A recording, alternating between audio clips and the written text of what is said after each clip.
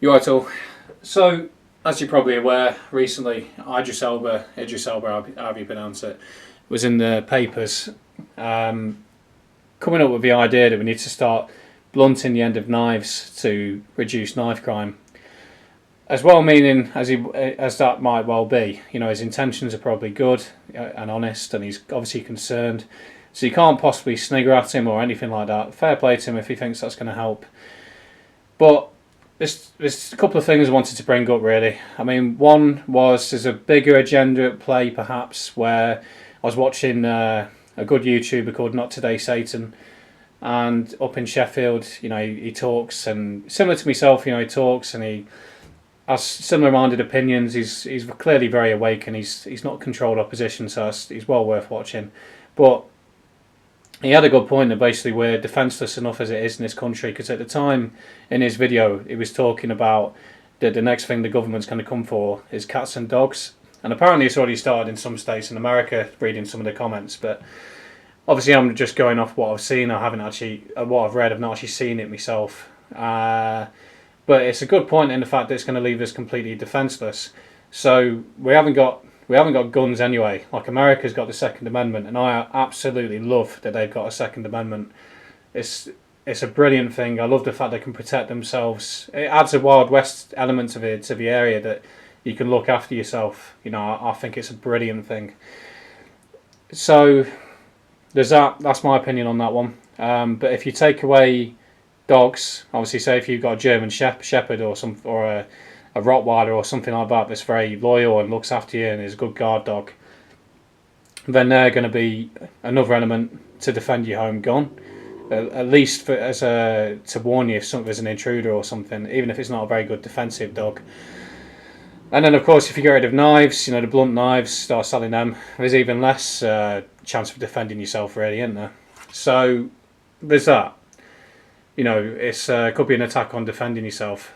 And also, like he mentioned, and as I've observed myself, we could have a foreign army already living in the UK in all these hotels up and down the country. This military-age men who even admit to being ex-soldiers, a lot of them, ex-Afghan soldiers, ex-Iranian soldiers, ex-Iraqi soldiers, all mysteriously living in barracks and hotels across the country. But anyway, before getting sucked into that, now all I want to do really is recall a couple of experiences myself in the last 2 years alone.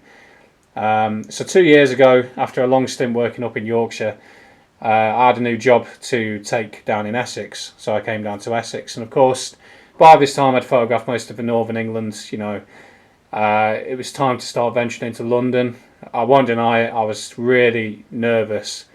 I won't go as far as terrified, but I had a bit of adrenaline going the first time I started pushing into London. And I started with Barnet, if I remember correctly. So the first place I went to was Barnet in January. I went there deliberately because it would be cold. Obviously, certain demographics when it's cold might be a bit more subdued. And I wandered around Barnet. I had no problems at all. I was starting to. This is the early days of learning about London. That as it goes, it's probably the best place to do photography, if I'm honest. Street photography, that is, because most people don't care about cameras. It's very rare someone ever gets pissed off if you've taken a photo, or if you walk around with a camera. It's a great place, and you bump into extremely interesting characters down there, and the diversity thing isn't that bad down there either. It is diverse, but you find a lot of people just keep to themselves and get on. It's such a busy place. But anyway, so I went into Barnet January time, went around, photographed it, and as soon as it got dark, I thought, right, it's time to get out of here. And I went back to Derby, which was about 2-3 hours up the M1. When I got back though, it said there'd been a massive knife fight at Barnet train station. I think it was High Barnet, it's the open underground. So more like it is part of the underground, it's like an overground sort of bit, but there was no issues when I was there, but there was an atmosphere. And obviously about an hour or so after I'd been there, there'd been a big bust up with knives. Probably school kids, probably we all know what demographic that's more than likely going to consist of mainly. And then a couple of weeks passed by, and I thought I'll go down to Romford. It was Wednesday afternoon, because they have their markets on a Wednesday.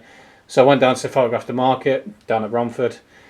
And around the train station, there's a lot of people of Afro-Caribbean descent, shall we say. and I photographed around Romford.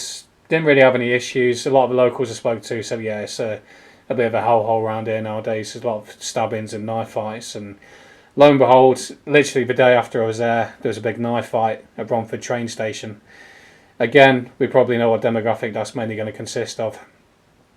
Right, finally, the final incident I can really remember was over Christmas 2024.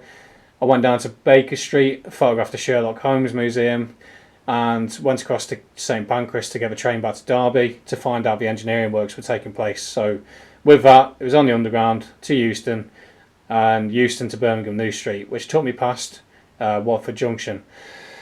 When we got to Watford Junction, obviously the train stops, and I was studying like the foyer bit. It's a strange train. I think it's like a West Country train, and their foyers are really condensed compared to, say, East Midlands Railway, where you've often got 2 seats you can sit on. So I was there just squashed up against the door, as I often am on these train journeys, and a black lad come charging onto the train. He was quite short, probably about 5'5", fairly stocky, but he come charging on looking like like a deer being chased by a bear or something.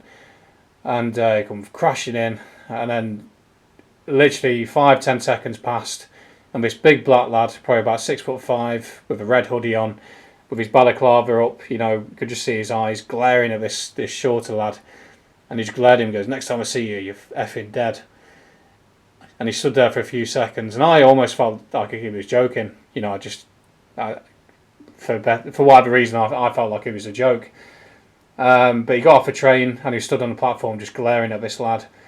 And the doors closed, we set off, and this black lady came up to the lad, and she goes, "You alright?" He goes, "Yeah, he was going to stab me."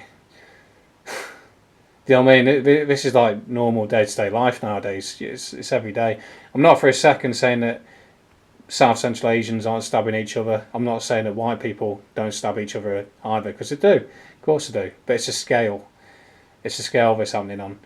So, I think really for Idris Elba, we need to talk more along the lines of the demographics that are involved in this, because this really only started occurring over the last 10, 15, 20 years, probably about the last 15 years, I'd say. It's absolutely skyrocketed, and that would make sense with. So when I was a kid, in Derby, there was a lot of Londoners coming up. We used to take the piss out of them because they sounded like Australians to us. Obviously, at the time, we didn't think why they're all moving from London, but obviously we know now. They're escaping from the absolute third world hellhole some areas were becoming outside of central London, or the posh areas. And obviously this would make sense with Tony Blair when he came in and opened up the floodgates. That's led to basically these would have been kids back in the 90s, and obviously now they're fully grown adults, second generation migrants, and obviously all the hell that's unfolding now. So I think really we need to talk about the sensitive topic about the demographics that are involved in the vast majority of these knife fights, because at the moment, although the newspapers are hard to believe, every day there is normally a person of Afro-Caribbean descent in the newspapers for stabbing somebody. So, I don't know. That's my little thoughts on it. I thought it was quite interesting to summarise them really. I thought it was interesting what Not Today Satan was saying about a good way to basically make us even more defenceless, as we already are, is to start blunting knives and take away dogs, for example. And the next thing, of course, would be, well, let's be real about the demographics. It's order out of chaos, don't forget. So their modus operandi is to create as much chaos as possible so they can bring in as much order as possible. And that's what they could be doing in this circumstance. But that's it. I won't ramble on any further. Just a few thoughts I wanted to get off my chest. So that'll do. Cheers.